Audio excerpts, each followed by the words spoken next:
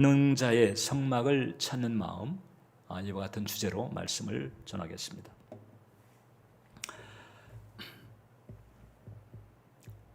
출애굽의 역사, 위대한 역사죠. 그 역사의 가장 궁극적인 목표가 무엇일까? 하나님께서는 왜 출애굽이라고 하는 그 위대한 사건을 일으키셨을까? 이 모세와 아론이 바로를 찾아갔을 때의 그 하나님의 의도가 드러났어요. 출애굽기 5장 1절을 보면 그 후에 모세와 아론이 바로에게 가서 이르되 이스라엘의 하나님 여호와께서 이렇게 말씀하시기를 내 백성을 보내라. 그러면 그들이 광야에서 내 앞에 절기를 지킬 것이니라 하셨나이다. 절기를 지킨다. 이 절기는 이제 특별히 그 구약시대 이스라엘 백성들의 절기라고 하는 것은 단순한 축제가 아닙니다. 어떤 놀이 같은 그런 개념이 아니고 하나님의 뜻을 생각하고 하나님께서 행하신 일들을 기억하면서 하나님과의 관계를 새롭게 하는 일종의 트랜지션이었죠. 자, 바로가 이 얘기를 듣고 아니 도대체 여호와가 누군데 갑작스럽게 나타나서 그 엄청난 노동 인력을 놓으란 말이냐, 이제 이렇게 거절을 했습니다. 그때 다시 또 모세와 아론이 재차 요청을 합니다. 5장 3절인데 그들이 이르되 히브리인의 하나님이 우리에게 나타나셨은즉 우리가 광야로 사흘길 좀 가서 우리 하나님 여호와께 제사를 드리려 하오니. 절기 얘기했다가 이제는 제사로 갑니다. 이제 좀 더 핵심에 접근을 한 거죠. 자, 절기를 지킨다 혹은 제사를 드린다, 오늘 우리식으로 하게 되면 예배를 드림과 같은 것입니다. 하나님을 모시는 시간, 하나님과 교제하는 시간. 출애굽에 있어서 가장 핵심 동기는 뭐냐? 예배 회복입니다. 자, 아브라함 때로부터 특별히 선택을 받은 족속이잖아요. 근데 이제 족장 시대만 해도 가는 곳마다 단을 쌓고 하나님을 예배했는데 애굽에서 종살이하면서 까마득하게 예배를 다 잃어버렸습니다. 우상의 제국에서 우상에 물들면서 종살이하면서 그냥 근근히 살아가는 그 하나님의 그 택한 백성들로 하여금 자유와 해방 가운데에서 다시 예배를 드릴 수 있도록 일으키신 것이 출애굽의 위대한 역사죠. 가나안 정복이라고 하는 것도 결국 같은 맥이 있습니다. 왜 가나안 땅일까? 그 가나안 땅에 장차 이제 성전이 세워질 것이기 때문에 그렇습니다. 이미 출애굽기라든가 신명기를 보게 되면 하나님께서 정하신 곳이라고 하는 그 어휘들이 자주 등장합니다. 그러니까 그 가나안 중에서 그 예루살렘, 아브라함이 이삭을 바치려고 했던 곳, 아니 아브라함 때서부터 그 멜기세덱, 그 특별한 그 반차를 쫓은 대제사장이 영원하신 하나님께 제사를 드렸던 그곳, 바로 거기에 이제 성전이 세워질 것이거든요.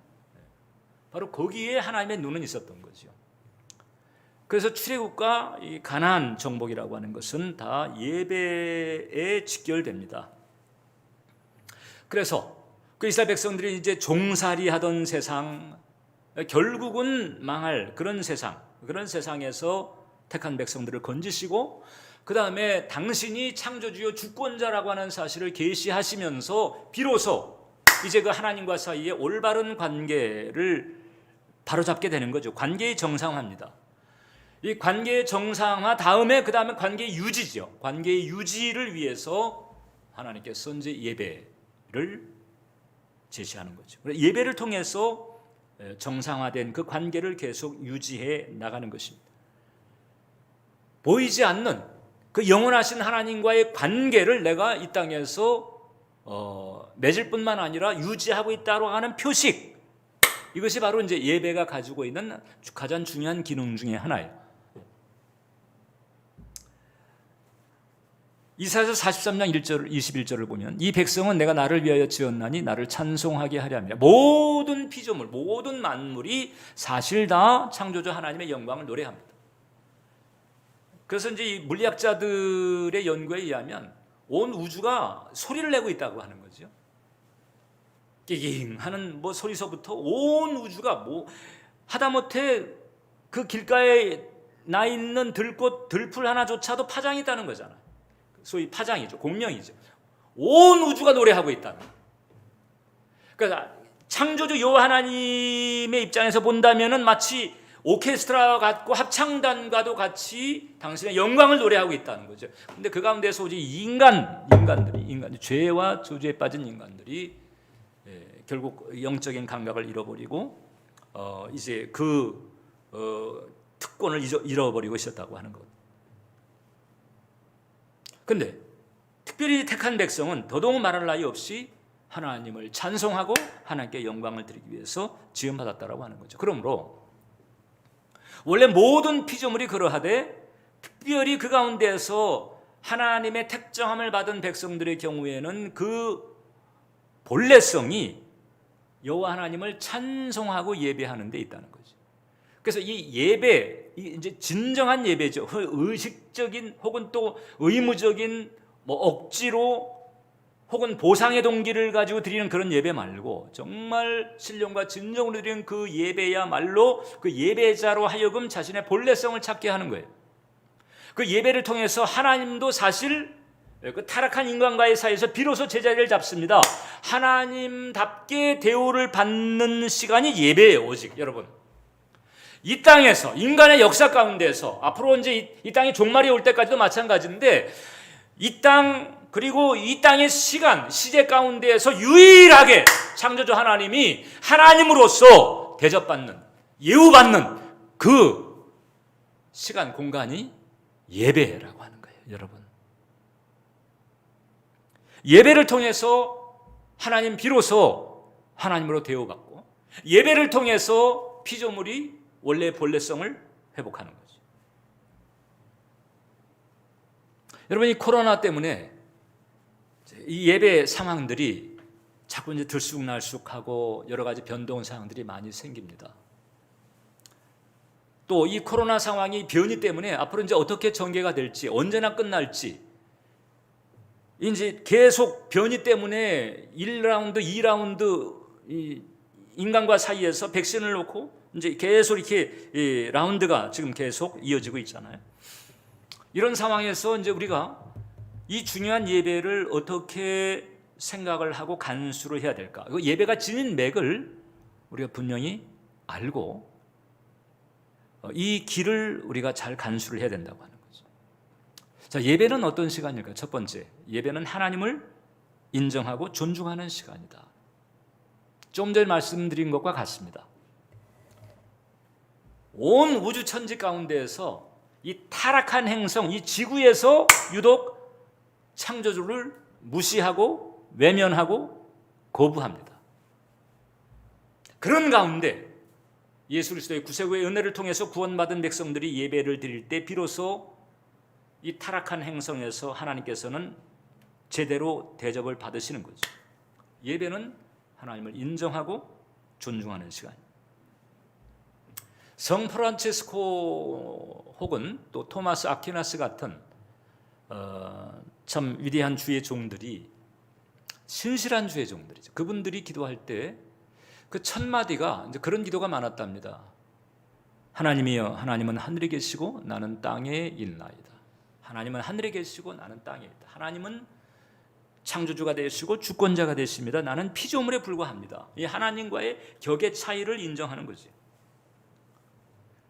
이 격의 차이를 인정하면 그 앞에서 어떻게, 거기에 무슨 원망이나 불평이나 혹은 불신앙이 스며들겠어요.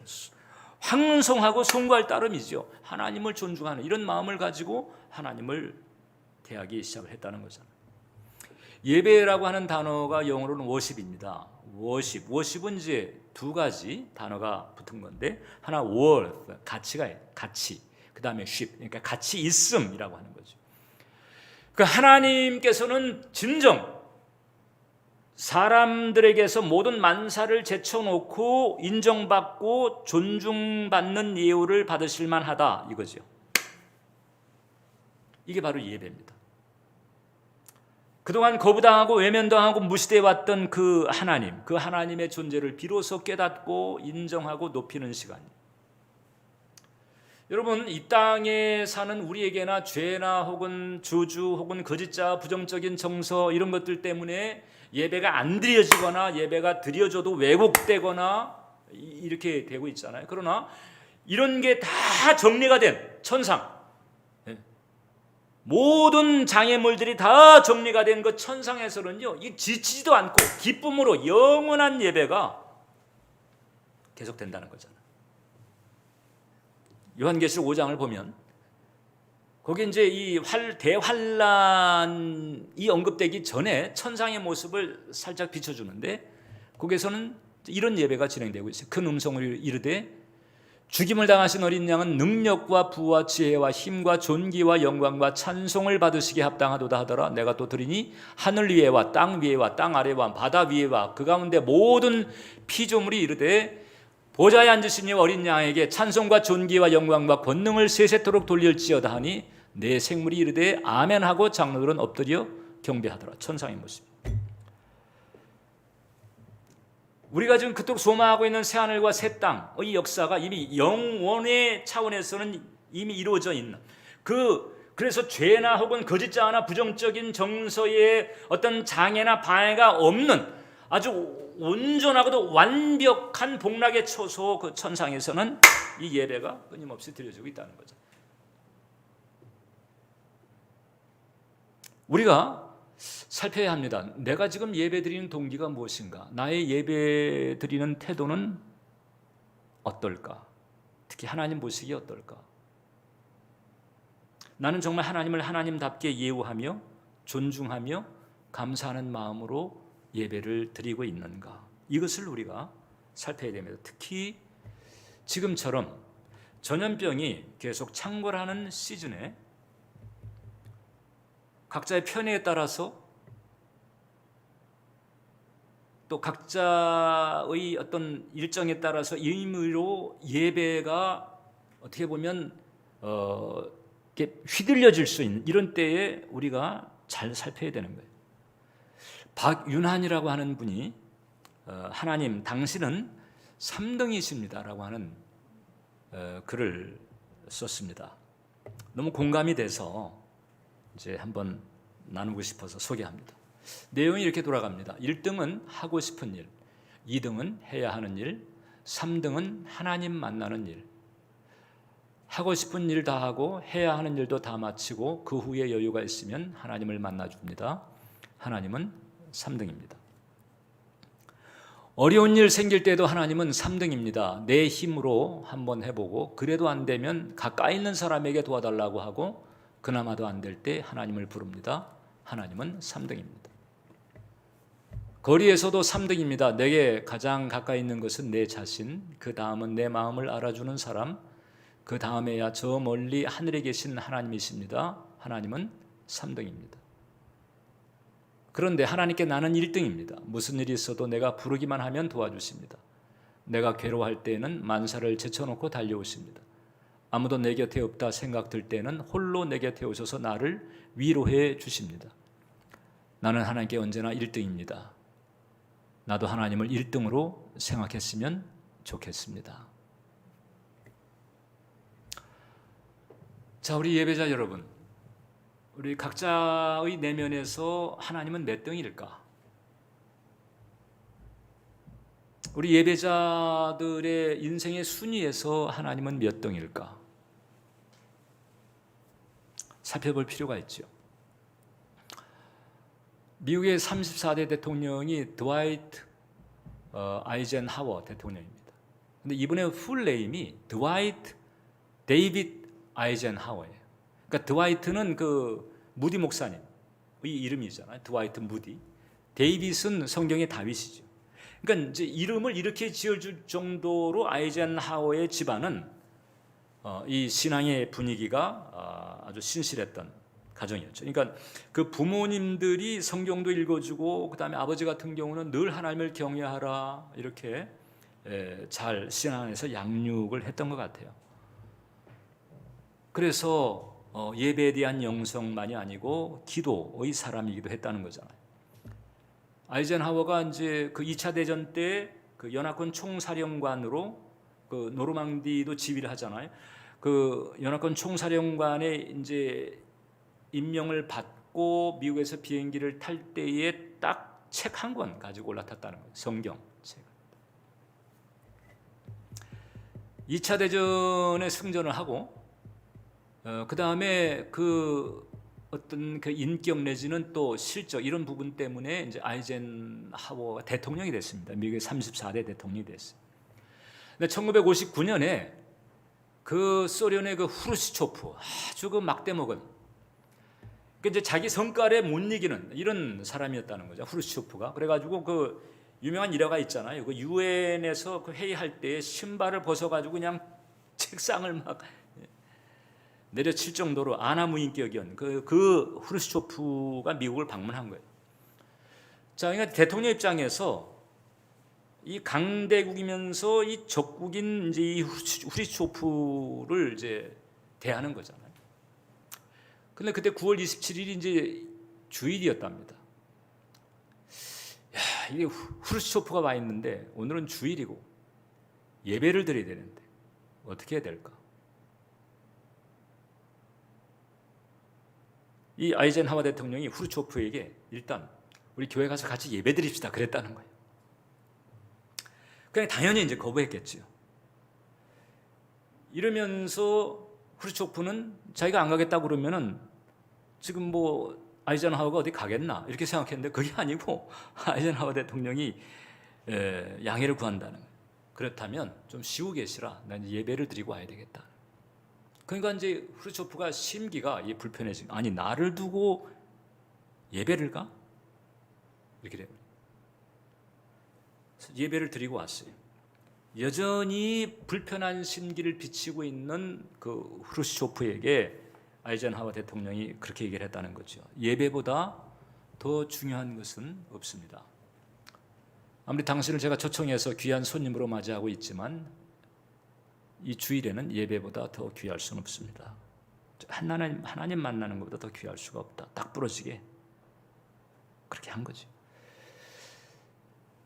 얼마든지 핑계거리 될 수 있잖아요. 뭐 모든 주일을 다 빠지는 것도 아니고 주일 딱 한 번인데 더군다나 지금 후르시초프가 와 있잖아.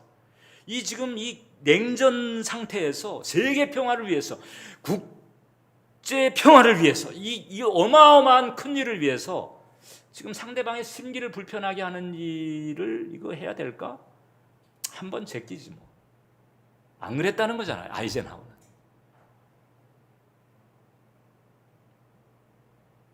하나님을 존중한 거죠. 그러니까 여러분 우리도 예배를 드림에 있어서 편의를 따르려고 하거나 혹은 임의의 판단으로 조절하려고 하는 일들을 조심해야 됩니다. 주님하고 상의를 해서 주님께서 오케이 그럼 제껴라 뭐 주중으로 그럼 옮겨라 뭐 이렇게 주님께서 오케이 하셨다 이런다면 모르겠어요. 그러나 그렇지 않는 한 내가 내 임의로 편의로 예배를 조절을 하는 것은 결례입니다. 만약 하나님께서 정말 살아계시고 그분이 주권자가 맞고 그분이 심판주가 되시고 그분이 조물주가 되시고 그분이 만유의 주제가 맞다고 한다면 우리가 주의를 해야죠. 두 번째, 예배는 하나님을 접견하는 시간. 하나님을 만나는 시간. 그러니까 예배에 대해서는 우리가 그런 기대감을 가져도 되고요. 우리가 그런 기대감을 가지든지 안 가지든지 상관없이 예배의 자리에 주님께서는 그런 기대감을 가지고 우리를 기다리신다. 이렇게 보면 돼요. 1800년대 미국에 헨리 워드 비처라고 하는 그 유명한 설교자가 있었습니다. 아주 탁월한 설교자였어요. 그래서 여러 군데서 많은 초청을 받고 초청을 받는 데마다 이제 많은 그 청중들이 모여서 이번에 설교를 들었습니다. 뉴욕의 어떤 교회에서 이제 초청을 하게 됐어요. 그래서 이제 초청에 수락을 했는데 그 주일에 설교하기로 했는데 마침 주일 바로 전날 몸에 탈이 났어요. 갈 수가 없게 돼서 양해를 구하고 이제 그 동생 토마스 비처라고 하는 동생 목사가 있는데 동생을 대신 이제 보내게 됐습니다. 근데 이미 이제 그 교회는 미리 이제 홍보를 다 해놨어요. 오는 주일에 헨리 비처 목사님이 와서 설교한다. 그러니까 이제 그 사모하는 마음 있는 사람들은 그때 이제 다 그 교회로 온 거죠. 그 교회가 이제 초만원 상태가 됐습니다. 예배가 시작됐는데 아무리 회중들이 봐도 헨리 비처 목사님이 안 보여. 좀 비슷한 사람이 있긴 한데 그 비처는 아닌 거예요. 딴 비처예요. 담임 목사님이 설교 이제 직전에 나서서 이제 소개를 할 때에 그 사정 얘기를 하고 그래서 동생 목사님이 오게 됐습니다. 이렇게 이제 했거든요. 그래서 우리 동생 목사님의 설교를 우리가 경청하겠습니다. 이렇게 하니까 벌써 웅성웅성거리더니 여기저기서 일어난 사람들이 있는 거예요. 헨리 비처 아니면 뭐 별 볼 일 없다는 거예요. 그래가지고 이제 나가는 사람들이 있고. 자, 이렇게 어수선한 상황에서 이제 토마스 비처 목사님이 단에 섰습니다. 그리고 설교하기 전에 이제 이런 멘트를 했다는 거예요. 어떤 멘트를 했는가? 저희 형님이 갑작스러운 병환으로 오늘 이 예배 못 오게 됨을 제가 대신 사과드립니다. 그러나 오늘 저는 특별한 광고를 드리고 말씀을 증거할까 합니다. 지금 예배 중간에 일어나시고 있는 분들 말고 혹시 또 헨리 비처를 예배하기 위하여 오신 다른 분들이 계시다면 지금 이 시간에 다 퇴장해 주시면 감사하겠습니다.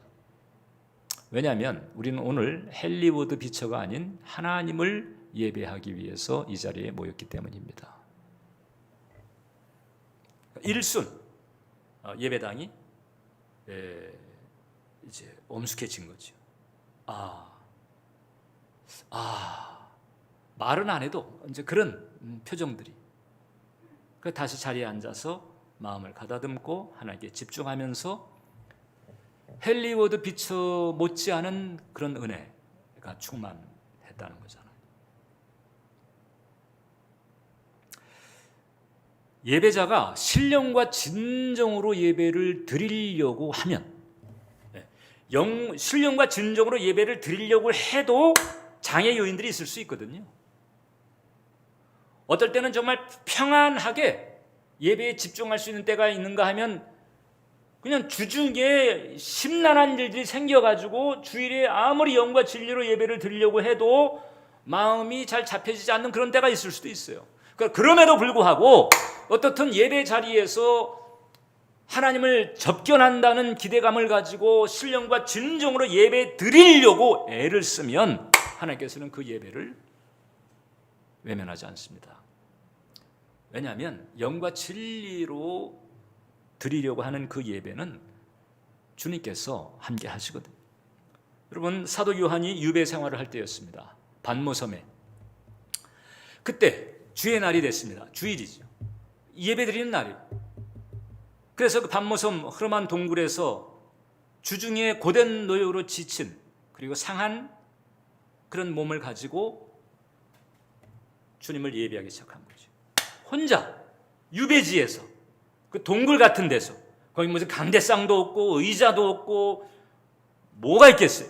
그냥 바닥에서 주님을 생각하고 예배 드리는 날에 예배 시간에 예배를 드리는데 갑자기 그의 눈이 환해졌습니다. 그리고 그의 영안이 열렸습니다.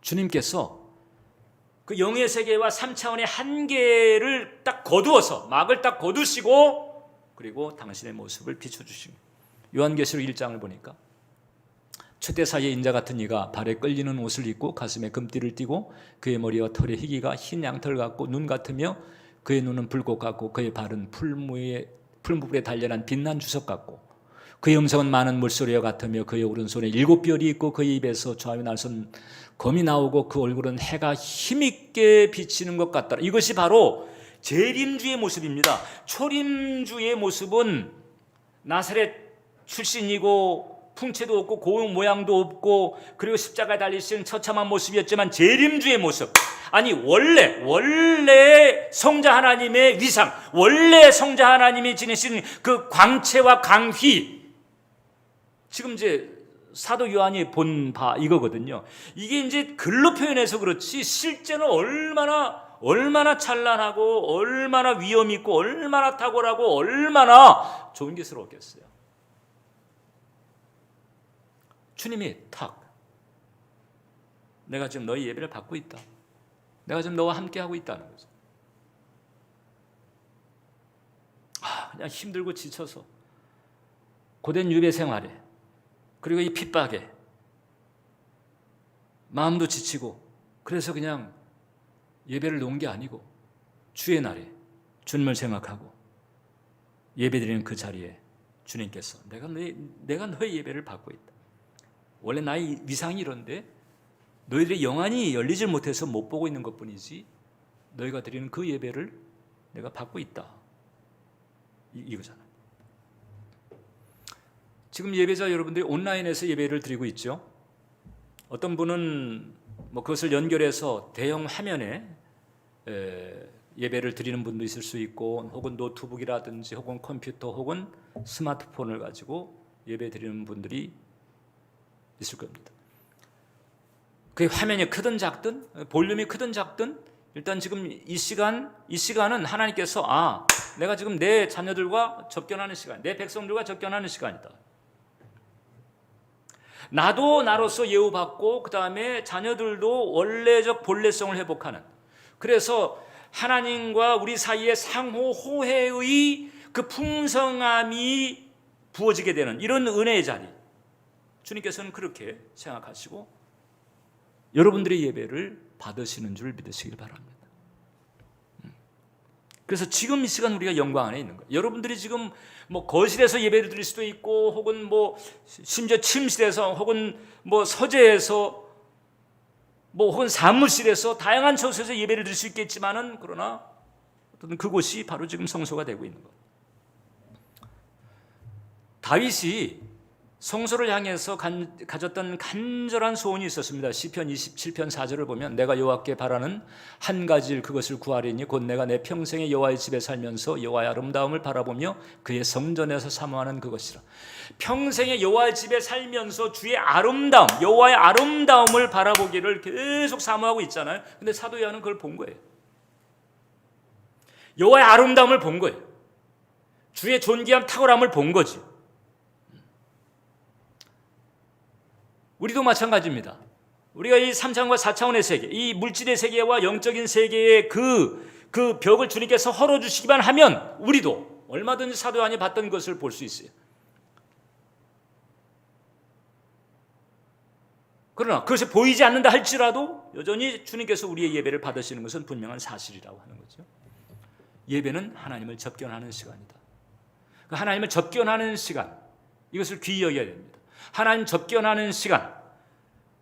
여러분들이 누군가 거래하다 보니 거래처 사장을 만난다.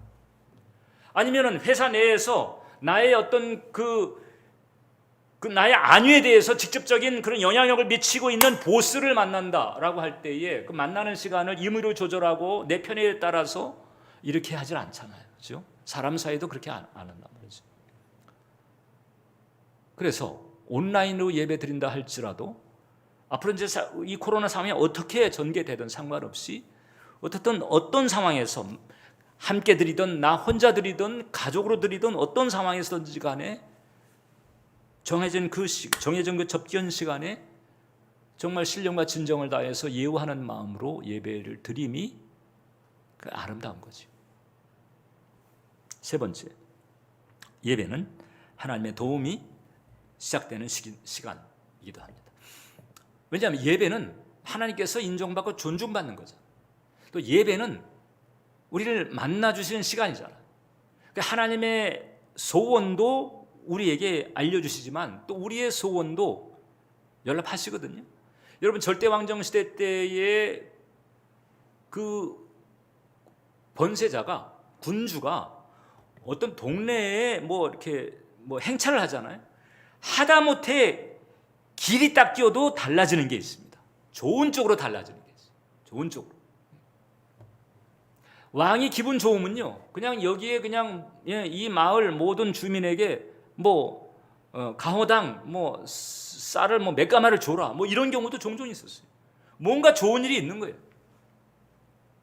우리 지금도 마찬가지입니다. 지금도 대통령이 지방에 어디를 행차한다 하게 되면 그 지방의 군수를 비롯해 가지고 아주 바쁩니다. 청소하고 뭐 갈고 닦고 바쁘지요. 그리고 대통령이 한번 다녀가게 되면은 그 다음에 뭐 길이 뚫리든지 뭐가 세워지든지 뭐 학교가 세워질 수도 있고 뭐 아무튼 이런 일들이 생기는 거죠. 하나님과 우리가 계속 이런 그 예배 은혜 가운데 교제하며 함께하게 되면 하나님의 도움이 시작됩니다. 2차 대전이 발발했을 때 그때 이제 영국이 독일과 이제 싸움을 하게 됐습니다. 선전포고를 하는 그때가 됐을 때 이제 전쟁에 들어가는 거예요. 여러분 유럽은요 그 자기네들끼리 얼마나 그냥 서로 다투고 뭐 우리나라도 사실 뭐 일본이나 중국이나 뭐 다를 게 없죠. 예. 이 전쟁이라고 하는 게 괴로운 거예요. 근데 이건 불가피해. 그래서 선전포고를 하게 됐는데 처칠이 선전포고를 한 그날에 그때 윌리엄 템플이라고 하는 그 성공의 주교가 있었습니다. 대단히 존경받는 이분이 이제 대국민 연설을 하게 됐습니다. 처칠이 부탁을 한 거지. 그때 이분이 이렇게 연설했습니다. 대영제국의 국민 여러분, 지금은 우리가 하나님을 예배할 때입니다. 이제 전쟁이 시작되는 거예요. 그 고통스럽고 불편하고 괴로운 전쟁이 시작되는 거죠. 이제 코로나보다 더한 거예요, 사실. 전쟁은 큰일입니다. 그러나 예배는 더 큰일이다. 만약 우리 국민이 이와 같은 때에 진정 하나님을 예배할 수 있다면, 그리고 하나님을 바라보고 그 하나님이 우리와 함께하는 것을 믿을 수가 있다면 전쟁은 결코 큰일이 아닙니다. 그리고 우리는 능히 우리가 예배한 하나님의 도우심으로 이 전쟁을 승리할 것입니다. 전쟁이 큰일이에요. 코로나도 큰일입니다. 그러니까 이 세상에 살아가는데 전쟁, 천재지변, 이런 그 뭐 전염병과 같은 이런 거가 큰일이죠. 그런데 윌리엄 템플은 말하는 거예요. 예배는 더 큰일이다. 하나님께서 살아계시고 그분이 주권자가 되시고 만유의 주제가 되시기 때문에 그래서 그분과 관계를 이루고 유지하는 것은 대단히 중요한 일이다. 큰일이라고 합니다. 그래서 이 예배가 큰일이라고 하는 이 대목에 대해서 내가 이제 어떤 반응이 나의 내면에서 나올까? 여기에서 이제 각자가 가지고 있는 예배 영성의 퀄리티가 이제 드러나게 되는 거죠. 에이든 토저라고 그 20세기의 그 선지자로 알려져 있는 그 목사님이 그런 얘기했습니다. 그리스도인들의 모든 실패, 그리스도인들의 실패라고 하는 게 신앙의 실패를 말하는 거죠. 하나님 섬기는 과정에서 좌절하고 낙심하고 이런 경우들, 왜 그럴까? 예배의 영광을 경험하지 못하는 데서 기인한다. 예배의 영광을 경험하면요, 세상에 지지 않습니다. 육신에 지지 않습니다. 마귀에게 지지 않습니다. 예배의 영광을 체험하면 세상이 감당할 수 없는 존재가 돼버려요. 초대교회 성도들이 그랬고, 종교개혁자들이 그랬고, 프랑스의 위그노 교도들 같은 경우도 그랬고, 세상이 감당할 수가 없습니다. 세상이 흔드는데 흔들리질 않아요. 예배의 영광을 경험하면 그렇게 됩니다. 그리고 하나님의 도움이 임합니다. 그렇기 때문에 마지막으로 우리는 예배에 하나님의 임재를 간절히 사모해야 돼요. 여러분, 오늘 우리가 읽은 이 본문, 이 시편 132편, 이것은 순례자의 노래로 알려져 있어요. 구약 시대 때 그 이스라엘 백성들이 이제 성전을 찾아오잖아요. 특히 이제 그 3대 절기 때도 그렇고 개별적으로 이제 성전을 찾아올 때, 그때 성전을 이제 올라갑니다. 올라가는 과정에서 부르는 노래가 이제 시편에 여러 번 기록이 되어 있는데 그 중에 하나인 거죠. 성전에 이제 올라가는 과정이 있는 거예요. 보통 이제 여러분들 그 성지 순례 가보신 분들 알겠지만, 이 순례객들도 성전에 가려면 이 감람산에서 이제 이 기드론 그 골짜기 이를 지나 가지고 그 다음에 내려서 그 시온산 언덕에 있는 성전을 향해서 밑에서부터 걸어 올라가죠. 대부분 올라가는 거예요. 성전에 올라가면서 불렀던 노래. 여러분, 우리가 보통 이제 찬양을 드린다 하게 되면 그냥 교회 와서 이제 찬양을 드리지, 예배 때 찬양을 드리지 이렇게 생각하잖아요. 천만에 찬양은 벌써 집에서 교회를 오기 위해서 차를 탈 때서부터, 차 안에서부터 드려져야 되고요. 아니, 집에서 출발하기 전에 아침에 예배를 준비하면서 그때서부터 나올 수 있는 게 찬양이에요. 찬양 나오기 힘들면 하다못해 찬양이라도 틀어놓고 오늘 주님을 모시는 날이다.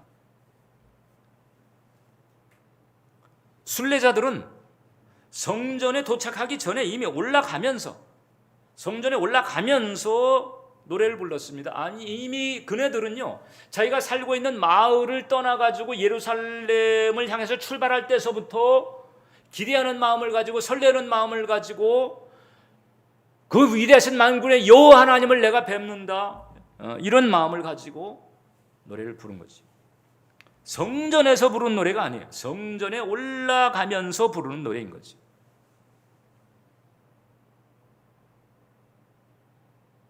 그리고 오늘 우리가 읽은 이 시편은 솔로몬이 아버지 다윗을 회고하면서, 이제 성전을 봉헌할 때 아버지 다윗을 회고하면서 지었던 시편으로 알려져 있어요. 그때 다윗이, 그러니까 솔로몬 아들 입장에서 볼 때의 아버지에 대한 이 기억이 있는 거예요. 그 다윗이 이제 이런 그 고백을 한 적이 있었거든요.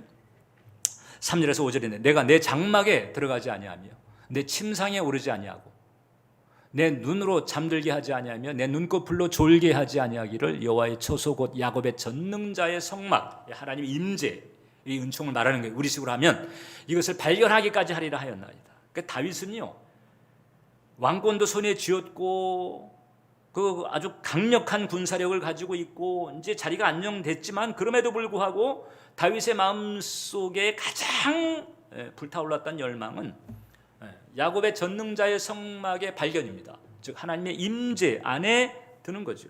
주의 아름다움을 바라보는 이게 가장 최대의 소원이고 평생 소원이고 큰 소원이었어요. 전쟁에도 능했고 정치에도 능했지만 다윗은 무엇보다도 참된 예배자였다. 참된 예배자예요.